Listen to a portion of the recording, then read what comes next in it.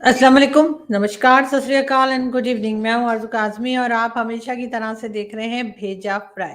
जी हाँ, भेजा फ्राई के नए एपिसोड के साथ हम हाज़िर हैं और हम चलते हैं आज की न्यूज़ की तरफ। जी हाँ, सबसे पहले बात करेंगे हमेशा की तरह पाकिस्तान की। और पाकिस्तान में जैसे कि आप लोग जानते हैं पीटीएम यानी कि पख्तून तहफ़्फ़ुज़ मूवमेंट के ऊपर बैन लगा दिया गया है और उसके लिए जी जो इन्फॉर्मेशन मिनिस्टर साहब हैं, जी हाँ, यानी कि ये इनका कहना ये है कि जी पीटीएम को बैरून मुल्क से फंडिंग हो रही थी। जी हाँ, अता तारड़ साहब जो आजकल इंफॉर्मेशन मिनिस्टर हैं पाकिस्तान की गवर्नमेंट के, उनका कहना ये है कि जी पीटीएम को यानी कि पख्तून तहफ़्फ़ुज़ मूवमेंट को बैरून मुल्क कहीं बाहर किसी कंट्री से उनका मतलब है कि फंडिंग हो रही थी। अब ये बात तो बड़ी अजीब-सी है जी, उन्होंने कोई डिटेल्स तो उसमें बताई नहीं है, एक इल्ज़ाम लगाया है। लेकिन जहाँ तक मुझे मालूम है पीटीएम कोई ऐसी जमात नहीं है या कोई टेररिस्ट ग्रुप नहीं है और ना ही कोई इंतहा पसंद ग्रुप है। गवर्नमेंट को उनसे बैठ के बात करनी चाहिए, गवर्नमेंट को इस इशू को सॉल्व करना चाहिए। यहाँ पर अजीब कुछ होता रहता है, यानी कि आप ये देखिए कि टीएलपी तहरीक पाकिस्तान यानी कि तहरीक लब्बैक पाकिस्तान, इनको तो बैन नहीं किया गया, इनके ऊपर किसी किस्म की पाबंदी नहीं लगाई गई, चाहे वो जिंदा लोगों को जला डालें, चाहे लोगों को ब्लास्फेमी के इल्ज़ाम में मार डालें, लेकिन उनके ऊपर किसी किस्म की कोई पाबंदी पाकिस्तान की गवर्नमेंट ने नहीं लगाई, बल्कि उसके बजाय जो है पीटीएम के ऊपर पाबंदी लगाई जा रही है। यहाँ पर साफ दिखाई देता है कि गवर्नमेंट जो है वो एक तरह से पख्तून और पंजाबी कॉन्फ्लिक्ट को शायद हवा देने की कोशिश कर रही है, जो कि यकीनन बहुत ही खतरनाक साबित होगा और ऐसा बिल्कुल भी नहीं होना चाहिए। लेकिन टीएलपी के ऊपर बैन लगना चाहिए, लेकिन टीएलपी के ऊपर बैन लगता हुआ हमें दिखाई नहीं दे रहा। बात करेंगे हम जी हाँ, आपके और हमारे तो नहीं, लेकिन भारत के बड़े फेवरेट, भारत के अपने जाकिर नाइक साहब की। जी हाँ, जाकिर नाइक साहब अभी तक पाकिस्तान में हैं और आगे जैसा बताया जा रहा है कि अक्टूबर के एंड तक रहने वाले हैं, लेकिन पाकिस्तानियों ने उनका जीना मुहाल कर रखा है। जगह-जगह उनसे सवालात किए जा रहे हैं और उन क्वेश्चंस के वो जवाब देते हुए हमें दिखाई नहीं दे रहे। घबराहट है उनके अंदर, जैसा आपने देखा ही कि एयरपोर्ट पे जो उनसे ड्यूटी ली गई, टैक्स उनके ऊपर लगा और एयरपोर्ट ड्यूटी उनसे जो ली गई, उसके ऊपर भी वो बहुत रोध हो रहे थे। एक चीज़ के लिए तो भारत को हमारा थैंक यू कर ही देना चाहिए और वो ये कि ज़ाकिर नाइक जैसे आदमी को, जो कि भारत से भागे हुए हैं, भारत से निकाले गए हैं, कहा ये जा रहा है कि दोबारा भारत जाते कि उनकी हिम्मत नहीं हो रही है, तरह-तरह के केसेस भुगतने पड़ेंगे और क्या कुछ होगा। उनको हमने भारत की तारीफ करने पे मजबूर कर दिया, यानी कि जब उनके ऊपर टैक्स लगा, पीआईए ने उनके ऊपर टैक्स लगाया, तो उनका कहना था कि जी अगर मैं भारत की किसी एयरलाइन में होता या भारत की एयरलाइन में होता तो हरगिज़ उनके ऊपर इस किस्म के टैक्स ना लगाए जाते, इस किस्म की ड्यूटी, एयरपोर्ट ड्यूटी जो है वो उनके ऊपर ना आती। लेकिन इससे तो ये तो ज़ाहिर होता ही है कि उन्होंने जो है वो तंग आकर पाकिस्तानियों ने वैसे उनकी एक तरह से बैंड बजा के रखी हुई है और उसके लिए मैं पाकिस्तानियों को बहुत शाबाशी देती हूँ कि मुझे बहुत खुशी है कि पाकिस्तान में इस तरह के लोग निकल कर सामने आए जिन्होंने जाकिर नाइक की बैंड बजा के रखी हुई है और जाकिर नाइक जो है वो यकीनन दिन गिन रहे होंगे कि आखिर वो दिन कब आएगा जब उन्हें पाकिस्तान से बाहर वापस जाना है और यहाँ से जान छूटेगी। लेकिन तब तक के लिए एंटरटेनमेंट हमारी तरफ से जारी रहेगी और जाकिर नाइक भी कुछ ना कुछ बोलते रहेंगे और उनकी खबरें और उनकी बातें जो है वो लेकर हम आपके पास आते रहेंगे। लेकिन उससे पहले हम बात करेंगे सऊदी अरेबिया की। जी हाँ, सऊदी अरब आप सभी लोग जानते हैं सऊदी अरब के एमबीएस, जी हाँ, और पाकिस्तान के प्राइम मिनिस्टर शहबाज शरीफ साहब जो है वो बहुत कोशिश कर रहे हैं कि जी किसी तरीके से सऊदी अरब को इस बात पे तैयार किया जाए कि वो यहाँ पर कुछ इन्वेस्टमेंट कर ले। वैसे तो सऊदी अरब इन्वेस्टमेंट तब ही करता है जब उन्हें इस बात का यकीन हो कि अमेरिका उन्हें सपोर्ट कर रहा है या अमेरिका की तरफ से कहा जाता है कि ठीक है पाकिस्तान को कुछ पैसे दे ही दो, चाहे किसी भी बहाने से। तो जी एक बार फिर जो है ये कहा गया है कि जी एक डेलीगेशन आज पहुंचा है, बल्कि कल आप समझ लीजिए कि कल रात को, कल शाम में सऊदी अरब से एक डेलीगेशन पहुंचा है इस्लामाबाद। 130 यानी 130 के करीब जो है उसमें मेंबर्स हैं और कहा ये जा रहा है कि ये सबके सब बिजनेस कम्युनिटी से हैं, इन्वेस्टर्स हैं। लेकिन जहां तक मुझे याद पड़ता है एक बार पहले भी ऐसा हुआ था कि ये तकरीबन 30 के करीब इन्वेस्टर्स जो हैं वो पाकिस्तान आए थे सऊदी अरब से ही और यहाँ पर खाया पिया और उसके बाद एग्रीमेंट्स वगैरह साइन हुए और उसके बाद हुआ कुछ भी नहीं। और अब जो है एमबीएस ने भेज दिए हैं 130 यानी कि 130 जो है वो आ गए हैं पाकिस्तान, वहां से सऊदी अरब से उठकर सऊदीज, और कहा ये जा रहा है कि जी ये भी इन्वेस्टर्स हैं और ये पाकिस्तान में जो है कम से कम भी 2 मिलियन पाकिस्तान में इन्वेस्ट करने जा रहे हैं। लेकिन मुझे यहाँ पे दाल में कुछ काला लग रहा है, बल्कि मुझे तो पूरी दाल ही काली लग रही है। वो तो मुझे अक्सर ही लगती है, वैसे मुझे काली दाल बड़ी पसंद है, बड़े मजे की होती है। और अगर आप काली दाल पकाएं, उसमें आप जो है खटाई का एक पीस अगर डाल दें पकने में, तो वो क्या गजब की पकती है। और अगर आपके पास वो ना हो तो आप एक टमाटर भी डाल सकते हैं, लेकिन खैर हम यहाँ पे खाने पीने की बातें करने तो आए नहीं, यहाँ पे वो पता है कि मैं इस तरह की नॉन सीरियस बातें नहीं करती। लेकिन हाँ, ये जरूर है कि दाल में कुछ काला नहीं, पूरी दाल ही मुझे काली दिख रही है। और उसकी रीजन ये है कि जी एमबीएस ने जो अपना डेलीगेशन भेजा है और बताया ये जा रहा है कि जी जो उनको लेकर आए हैं, यानी सऊदी मिनिस्टर जो है वो आए हैं साथ, 130 के करीब और लोग आए हैं, 130 के करीब उनके साथ इन्वेस्टर्स हैं, इस्लामाबाद पहुंच चुके हैं। जी हाँ। और प्राइम मिनिस्टर शहबाज शरीफ साहब ने उनको वेलकम किया है। साथ बताया जा रहा है खालिद बिन अब्दुल अजीज, जी हाँ ये नाम है उन मिनिस्टर साहब का जो सऊदीया से आए हैं, और उन्होंने कहा है कि वो 2 बिलियन के करीब पाकिस्तान में इन्वेस्ट करेंगे। लेकिन एक जो इतनी लंबी फौज लेकर आए हैं ये बताने के लिए, तो दो दो बंदे भी आके हमें बता सकते थे, बल्कि फोन पे भी कह सकते थे। लेकिन खैर कोई बात नहीं, हम लोग मेहमान नवाज हैं। आप यही देखिए कि हम किस तरह से जाकिर नाइक को यहाँ हमने बुला लिया और हम उतने दिन तक उनका खर्चा उठाएंगे और उनको खिलाए पिलाएंगे। लेकिन खैर इनका कहना ये है कि, लेकिन मुझे ऐसा लगता है कि पहले भी तो 30 के करीब लोग आए थे ना, 30 लोग आए थे कि नहीं आए थे? आप लोगों को याद है? 30 लोग पहले भी आए थे सऊदी अरब से, और यही कहा गया था कि एमओयू साइन होंगे जी, एग्रीमेंट साइन होंगे, इन्वेस्टर्स आए हैं। और उसके बाद वो लोग कोई 1 वीक के करीब जो है वो इस्लामाबाद और लाहौर और यहाँ वहां कराची वराची घूमे घामे, खाया पिया और फिर कट लिए, मतलब निकल गए ना। और उसके बाद कोई इन्वेस्टमेंट वगैरह कुछ भी नहीं आई। और इस बार मुझे लगता है कि एमबीएस ने जो है वो 30 के बजाय 130 लोग भेज दिए। कहीं ऐसा तो नहीं है? मुझे कहीं ना इसमें राह की साजिश लगती है। लेकिन हो सकता है कि राह वालों ने, क्योंकि सऊदी अरब के जो है वो टर्म्स भारत से भी बहुत अच्छे हैं, और हमें इस बात का खास ख्याल रखना चाहिए कि भारत हमें खा जाना चाहते हैं। हमारे बुजुर्गों ने, हमारे लोगों ने, हमारे स्कूल टीचर्स ने, और हमें हमेशा से जो हमें हिस्ट्री पढ़ाते रहे, उन्होंने हमें यही बताया है कि भारत हमें खाने को बैठा हुआ है, लेकिन बगैर नमक मिर्च के। लेकिन मैं आपको ये भी बता दूं कि मुझे ऐसा लगता है कि ये जो हमारे यहाँ से भीख मांगने जाते हैं ना लोग, बार बार जाते हैं, कई बार पकड़े भी गए हैं, जो मतलब जो आम भिखारी, वो मैं मिनिस्टर लेवल के भिखारियों की बात नहीं कर रही, जो जाके सीधे सीधे एमबीएस और लोगों से मिलके पैसे मांगते हैं, उनकी बात हो ही नहीं रही। आम भिखारी जो रूटीन में भीख मांगते हैं ना, हमारे पास वापसी का किराया नहीं है, हमारे पास, हम आ गए हैं वापस कैसे जाएं, हमारा बैग खो गया है, हमारा वॉलेट चोरी हो गया है, हमारा डेबिट कार्ड नहीं चलता, हमारा क्रेडिट कार्ड नहीं चलता, जी आप हमें खर्चा दे दें, आप हम अपना कार्ड से हमें कोई पेमेंट कर दें। इस किस्म के लोग जो भिखारी हर जगह मौजूद है, पाकिस्तान में तो खैर बहुत ज्यादा है। तो वो आपको मालूम है कि सऊदी अरब और गल्फ कंट्रीज में भी जाते रहते हैं और गल्फ कंट्रीज में जाके भीख मांगते हैं। अब कई बार सऊदी अरेबिया ने पाकिस्तान को वार्न किया कि जी आप इस किस्म के भिखारियों को रोकें, लेकिन पाकिस्तान कुछ कर नहीं पाया। पाकिस्तान ने कहा हाँ हाँ रोकते हैं, लेकिन बस फिर कहीं किसी ना किसी तरीके से ये भिखारी जो है ये सऊदीया पहुंच जाते हैं और ये फिर भीख मांगना शुरू करते हैं। मुझे लगता है कि एमबीएस ने सोचा होगा कि कुछ पैसा तो इनसे वापस ले ही लिया जाए, और उसका वापस लेने का तरीका ये है कि हम अपने यहाँ से लोग भेज देते हैं, और वो 1 वीक या कुछ दिन इनके यहाँ रहेंगे, 2 4 6 8 दिन, और इनके यहाँ खा पी कर आएंगे और कहेंगे कि जी हम 2 बिलियन की इन्वेस्टमेंट के लिए आए हैं, हमें ये दिखाओ वो दिखाओ, यहाँ घुमाओ वहां फिराओ। और उसके बाद ये ले लेकर घूमते रहेंगे, और होगा ये कि इन्वेस्टमेंट तो हमने कोई करनी नहीं, लेकिन कुछ खर्चा तो इनका कर ही देंगे ना, कुछ खा पी के चले जाएंगे। मुझे कहीं ना इसमें कोई ऐसी बात लग रही है। वरना ये क्या बात हुई भाई, इतने ज्यादा लोग पाकिस्तान में देखने आए कि इन्वेस्टमेंट कहाँ करनी, यानी 130 लोग भेजने की क्या जरूरत थी? ऐसी कौन सा, इतनी बड़ी कंट्री है भाई, छोटी सी कंट्री है पाकिस्तान। यहाँ कौन सा चाइना या भारत या इतनी बड़ी कंट्री है कि जिसके लिए इतने ज्यादा लोग आए चेक करने के लिए? अरे 2 4 लोग भी आ जाते, चलो पहले की तरह 30 लोग भी आ सकते थे, 28 भी आ सकते थे, 12 भी आ सकते थे, 2 भी आ सकते थे, 3 से भी काम चल जाता, 1 से भी काम हो जाता।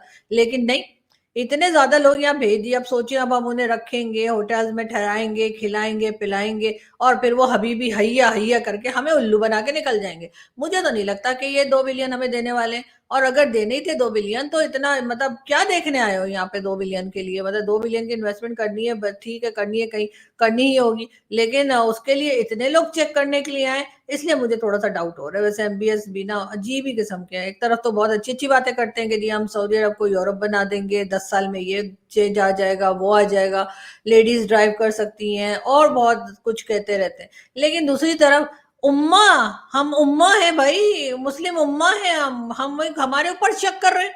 यानी इज़राइल पे इनको शक नहीं है, इज़राइल के साथ ये बात करने के लिए, इज़राइल के साथ ये हाथ मिलाने के लिए, इज़राइल के साथ ये इज़राइल को तस्लीम करने के लिए भी ये तैयार है। और हम जो मुस्लिम उम्मा के चौधरी बने रहते हैं, यानी सऊदी अरब हो, चाहे ईरान हो, चाहे अफ़गानिस्तान हो, हर जगह पे हम कहते हैं कि जी हमारे पास मुस्लिम उम्मा का एटम बॉम्ब है और हमें जो है हमें चेक करने आ रहे हैं। मतलब कमाल ही हो गया, मतलब बेइज्जती नहीं हो गई? लेकिन पता नहीं, हो सकता है हमें फील नहीं होती, है अलग बात है, लेकिन बहुत से लोग कह रहे हैं कि ये तो बड़ी इंसल्ट की बात है जी, कि इतने ज्यादा लोग आए आपको सिर्फ चेक करने के लिए कि आपके यहाँ 2 बिलियन लगाने।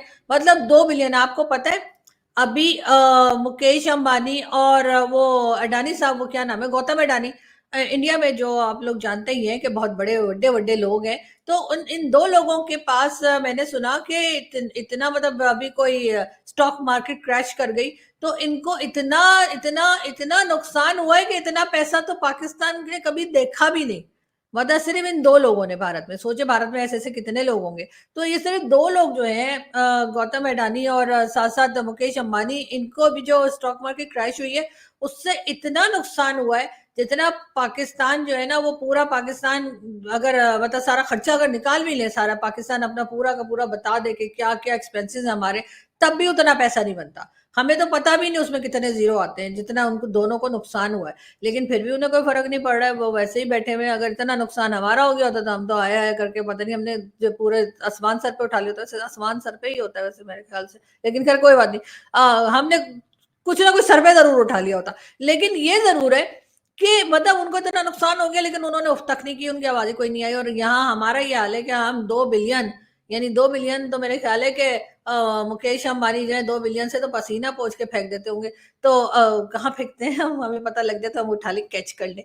तो मैं ये कह रही थी कि वो मतलब 2 बिलियन के लिए हम इतने ज्यादा मेहमान, 130 तो सिर्फ उनके साथ जो लोग आए वो हैं, बाकी मिनिस्टर साहब है, मिनिस्टर साहब का बाकी का भी जरूर कोई ना कोई उनके साथ होगा। तो जी इतना बड़ा डेलीगेशन पाकिस्तान आ गया, एक तो इनको समझ नहीं आती कि हमारे पास अपने खाने को जहर खाने के पैसे नहीं है, ऊपर से इतने मेहमान हमारे यहाँ आ गए। आप खुद सोचिए सॉरी, आप खुद सोचिए, हमारे अपने पास जहर खाने के पैसे नहीं है और हमारे ऊपर सऊदी अरबिया ने इतने ज्यादा गेस्ट हमारे यहाँ आज भेज दिए हैं। अब बताइए, उधर से हमारे यहाँ जो है वो डॉक्टर जयशंकर ने भी आना है। हम तो डॉक्टर जयशंकर के लिए भी पैसे जमा कर रहे थे इधर उधर से कि थोड़ा बहुत उनको भी अच्छा खाना पीना हम कर दें ताकि वो इम्प्रेस होके जाएं कि वाह क्या लोग हैं। लेकिन ये सऊदी अरब पता नहीं क्या करना चाहता है भाई। ये इतने ज्यादा फौज आपने जो भेजी है पाकिस्तान में, वो आप बाद में भी भेज सकते थे, ये लोग बाद में आके भी हमारे यहाँ कुछ खा पी सकते थे, लेकिन नहीं। लेकिन हो सकता है उन्होंने अपने साथ कुछ खाने पीने का सामान भी लेकर आए हो सकता है कुछ बच भी जाए, लेकिन ऐसा लगता नहीं है, क्योंकि यहाँ पे उन्होंने यही कहा है कि जी आप हमारे मेहमान हैं। और मेहमान जो होता है वो तो आपको पता ही है ना, मेहमान तो हमारे आजकल इतने आ रहे हैं, इतने आ रहे हैं कि हम कहते हैं आदित्य तुम कब जाओगे। यानी कि अभी इस वक्त जो हमारे पास जाकिर नाइक साहब बैठे हुए हैं, जो मतलब वैसे तो खड़े हुए हैं मेरे ख्याल है, लेकिन ये कि हर जगह जाके भाषण दे रहे हैं। अब वो फ्री का भाषण तो नहीं होगा ना कुछ पैसा ले रहे होंगे। एक तरफ कहते हैं जी यूट्यूब की कमाई हराम है, लेकिन ये खुद जो कमाइयां करते हैं मजहब बेच के, क्या वो हलाल है? वो आराम नहीं है। यानी आप लोगों को मिसगाइड कर रहे हैं। और अभी कराची में जो इन्होंने एक लड़के को मुसलमान किया, उन्होंने कलमा पढ़ाया और उस लड़के ने कहा कि हाँ जी मैं मुसलमान हो गया, मुझे तो आज ही पता लगा कि वो तो पहले ही मुसलमान था। मतलब उन्होंने मुसलमान को मजीद मुसलमान कर दिया। अब इसका क्या फायदा, ये भी बता दें। और जो ये जाकिर नाइक जहर बेच के लोगों को दूसरे रिलीजन के खिलाफ करके और इस किस्म की बातें, जो जहरीली बातें करते हैं, वो करके जो पैसा कमाते हैं, वो क्या है, वो बता दीजिए कि उसमें क्या है। वैसे तो अभी तक हमारे यहाँ पाकिस्तानी जो है ना, हम लोग भी ना बहुत ही मतलब सोचने वाली कौम है। हम हर वक्त सोचते रहते हैं, वही थिंक टैंक वाला जो मैंने आपको बताया था ना, जी हाँ वही है। तो अब बार बार ये सोचा जा रहा है, बार बार सोशल मीडिया पे पाकिस्तानी बहुत ऐसे भी जिनको मैं जानती हूँ, मेरे अपने दोस्त भी हैं, ठीक है, वो यही सोच रहे हैं कि आखिर ये अपने सामान में, अपने लगेज में ऐसा क्या लेकर आए थे जो इतना हैवी हो गया कि इनको जो है लगेज की एक्स्ट्रा पेमेंट करनी पड़ गई। ऐसा कौन सा गिफ्ट्स लेकर आए थे ये हमारे लिए, ऐसे कौन सा सामान लेकर आए थे ये हमारे लिए, क्या पता ये एक्सरसाइज करने के लिए कुछ लेकर आए हो, क्या पता क्या लेकर आए थे। बुक्स, बहुत से लोगों का ख्याल है क्या ये बुक्स लेकर आए, लेकिन बुक्स का हम क्या करेंगे, हम बुक्स पढ़ते नहीं है, सॉरी सॉरी, इतना फालतू टाइम हमारे पास नहीं होता कि हम बुक्स पढ़े, और वो भी इनकी इनकी लिखी हुई बुक्स कौन पढ़ेगा, जिसके हर पेज में कोई ना कोई नफरत होगी, हर पेज में। हम तो अपने यहाँ की जो टेक्स्ट बुक्स हैं हम तो उनको चेंज करने के लिए बैठे हुए कि किसी तरीके से वो बदल जाए, किसी तरीके से उसमें से वो नफरत वाला मटेरियल निकल जाए, ना कि हम इनकी बुक्स ले लें। तो मुझे लगता है बुक्स तो नहीं लाए होंगे, फिर क्या लाए होंगे, चरस, गांजा, अफीम, नहीं वो हमारे यहाँ बहुत मिलती है, वो तो ये खरीद के लेके जाएंगे, तो जहां कहीं ये वापस जाएंगे वहां पे इन्हें टैक्स देना पड़ेगा, वो तो हमारे पास बहुत है। फिर क्या लाए होंगे, मेरी तो समझ से बाहर है। अगर आप लोगों की समझ में आए कि आखिर जाकिर नाइक साहब क्या लाए, इसलिए कि हमारे लोग तो ये भी कह रहे हैं कि कपड़े वपड़े भी नहीं लाए, वो एक या दो सूट है जिनको ये रोज प्रेस करके पहन के आ जाते हैं, मतलब इनके पास तीसरा सूट भी नहीं है, एक ही सूट है और टाई है जिसको लगा के ये पूरे में फिरी चले जा रहे हैं इतने दिनों से। लेकिन हम लोग जो इनकी फिरकी ले रहे हैं ना, वो बहुत इंटरेस्टिंग है। यानी पाकिस्तान से इनको बहुत उम्मीद होगी कि जी मुस्लिम कंट्री है, मेरी बड़ी रिस्पेक्ट होगी, मुझे बड़ा ख्याल किया जाएगा, लेकिन हमने तो इनकी ऐसी फिरकी लेनी शुरू की हुई है कि बेचारे यकीनन रात को तकिए में मुंह डालकर रोते जरूर होंगे कि ये मैं कहाँ आ गया हूँ और ये मैं किन लोगों के कंट्री में आ गया हूँ, ये कौन लोग हैं। तो डेफिनेटली इसके लिए जैसे मैंने पहले कहा था कि चाहिए किसको भला, भारत को, कि वो हमारा शुक्रिया अदा करे और उससे फिर बेहतर होगा। बहरहाल इस तरह की बातें तो आप जानते हैं कि हमारी कंट्री में चलती रहती है, तो एक जाकिर नाइक और सही, लेकिन ये जरूर है कि सब लोगों का ये भी ख्याल है, बहुत से लोगों का, सबका नहीं लेकिन बहुत से लोगों का ये भी अंदाजा है, शक है, डाउट है, कि उनको लगता है कि ये 28 को नहीं जाएंगे, ये 28 तारीख को, यानी 28 अक्टूबर को ये वापस नहीं जाएंगे। लेकिन मुझे ऐसा लगता है कि जो हमने इनका हाल कर रखा है, ये पहले ही भाग जाएंगे। इसलिए कि हमारे यहाँ के मेल्स तो मेल, हमारे यहाँ की तो फीमेल ने इनको वो धोना शुरू किया हुआ है ना, ये जहां बाहर निकलते हैं कोई बात करने, कोई तकरीर करने, कोई भाषण देने, वहां पर इनकी वो धुलाई होती है कि उसके बाद ये कहीं ना कहीं भाग के छुप ही जाते होंगे। लेकिन बहरहाल देखते हैं कि अभी कितने दिन रहने वाले हैं। लेकिन साथ साथ अगर हम बात करें अफगानिस्तान की, लेकिन अफगानिस्तान से भी पहले अगर हम बात करें मालदीव्स की, तो मालदीव्स को जी भारत ने दिए हैं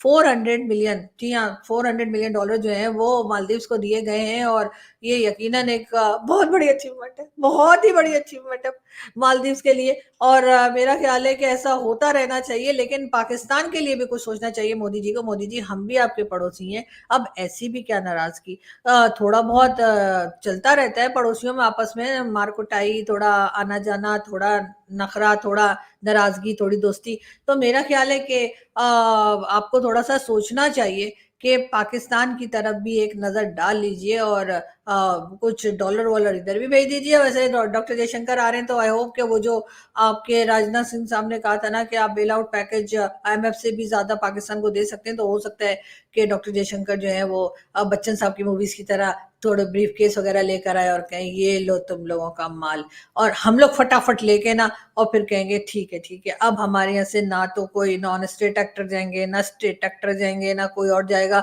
पता कश्मीर की बात कर रही हूँ, हमारा आना जाना रुक जाएगा। लेकिन ये बात तो मैंने पहले भी कई बार कही है अपने व्लॉग में, या कह लीजिए अपने भेजा फ्राई में, लेकिन ना जाने मोदी जी तक ये बात पहुंची नहीं है, या फिर वो बिलीव नहीं करे कैसा होगा।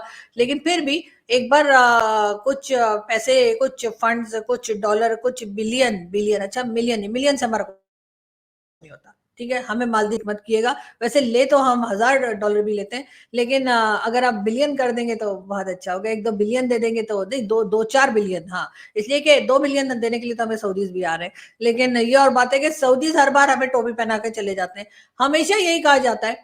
पहले भी देख लीजिए, जो लास्ट टाइम इनका विजिट हुआ था, इनके के जो बिजनेस कमेटी थी सऊदीया की, वो आई थी और उन्होंने कहा था कि 30 लोग आए थे और 30 के करीब ही उन्होंने कहा था कि जी हम जो है ना 30 बिलियन जो है वो पाकिस्तान में इन्वेस्ट करेंगे। उसके बाद ही हम इंतजार ही करते रह गए, इन्होंने खाया पिया और ये खिसके और वापस ही नहीं आए। और अब ये 130 लोग आ गए हैं और इनके ऊपर भी मुझे शदीद डाउट है। मेरा तो ख्याल है इनको जाने ही नहीं देना चाहिए जब तक ये $2 बिलियन पाकिस्तान को ट्रांसफर नहीं कर देते। हमें चाहिए कि हम कच्चे के डाकुओं को बुला के और इनके जो लोग आ रहे हैं ना उनको पकड़ के बिठा लें। और वैसे भी क्या मतलब है कि सिर्फ जाने सिर्फ चाइनीज की ही जो है वो हमारे लिए जो ऐसी रह गई है कि कोई खास कीमती नहीं है।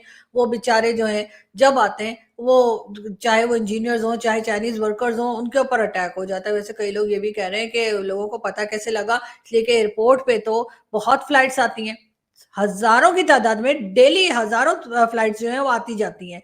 तो फिर ये जो अटैकर्स थे उनको पता कैसे लगा कराची में कि चाइनीज़ वर्कर्स या चाइनीज़ इंजीनियर्स या चाइनीज़ जो भी थे ये सही ना, तो ये लोग इस फ्लाइट से आ रहे हैं, ये पता कैसे लगा? इसका मतलब है कि कोई अंदर से ही खबर दे रहा है।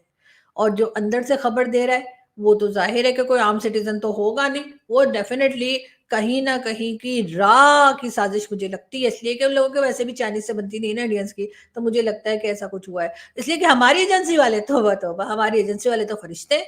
हमारी एजेंसी ऐसे काम कभी नहीं करती, हमारी एजेंसी जो है ना ऐसे काम करती है फिर पकड़ी भी नहीं जाती, ऐसा नहीं है। लेकिन मुझे लगता है कि ये किसी और कंट्री का काम है। और साथ ही साथ जैसे आपने देखा भी कि हमारे जो इन्फॉर्मेशन मिनिस्टर हैं वो पीटीएम को भी कह रहे हैं कि उन्हें कहीं और से फंड मिल रहे हैं। तो ज़ाहिर है कहीं और से ही फंड मिल रहे होंगे, हमारे तो खुद के पास फंड नहीं है, तो हमने अपने लोगों को क्या खाक फंड देने। तो इसलिए शायद नज़ीर तारड़ साहब सॉरी अता तारड़ साहब इसी वजह से शायद ये कह रहे हैं कि जी पीटीएम को किसी बाहर की कंट्री से फंड्स आ रहे हैं। ज़ाहिर है सर, आप लोगों की औकात तो है नहीं, आप तो जहाँ से कहीं से फंड आते हैं खुद ही खा पी के बैठ जाते हैं, तो हो सकता है वो कहीं बाहर से फंड ले रहे हो। लेकिन बात सारी ये कि वो टेरर ऑर्गेनाइज़ेशन नहीं है और ना ही वो एक्सट्रीमिस्ट हैं और ना ही वो इस किस्म की बात करते हैं जिससे पाकिस्तान को नुकसान हो। तो मेरा ख़्याल है कि उनके ऊपर ये सारे एलिगेशंस जो आप लगा रहे हैं ना ये आप गलत कर रहे हैं। आपको चाहिए कि आप टीएलपी को बैन करें, टीएलपी के ऊपर जो है जिस तरह के एलिगेशंस है वो साबित भी हो चुकी हैं। तो मेरे ख़्याल है टीएलपी को बैन होना चाहिए ना कि पीटीएम को। लेकिन बहरहाल यहाँ से हम चलते हैं बहुत जल्दी फिर आएँगे, दोबारा न्यूज़ लेकर और जब तक डॉक्टर ज़ाकिर नाइक मतलब पता नहीं किस चीज़ के डॉक्टर हैं वैसे ये लेकिन ये कि कहते हैं कि मेडिकल डॉक्टर हैं, लेकिन पता नहीं मैंने कभी सुना नहीं कि इन्होंने कभी किसी का इलाज भी किया हो। सबसे पहले तो इन्हें खुद को इलाज की ज़रूरत है, लेकिन ख़ैर कोई बात नहीं। मैं आपको जब तक ज़ाकिर नाइक साहब यहाँ पाकिस्तान में हैं और हमें इनकी बातें जो है तरह-तरह की मिलती रहेंगी, हम वो आपके सामने लाते ही रहेंगे।